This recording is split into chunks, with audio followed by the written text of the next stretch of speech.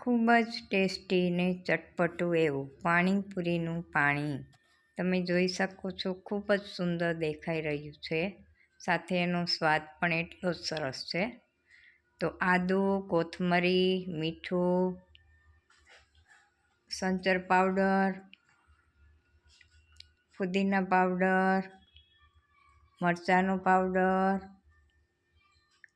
આખું જીરું અને 2 બરફના ટુકડા ઉમેરી આપણે તેને મિક્સરમાં ક્રશ કરી લેશું. બરફ ઉમેરવાથી તેનો રંગ એવો ને એવો જળવાઈ રહે છે.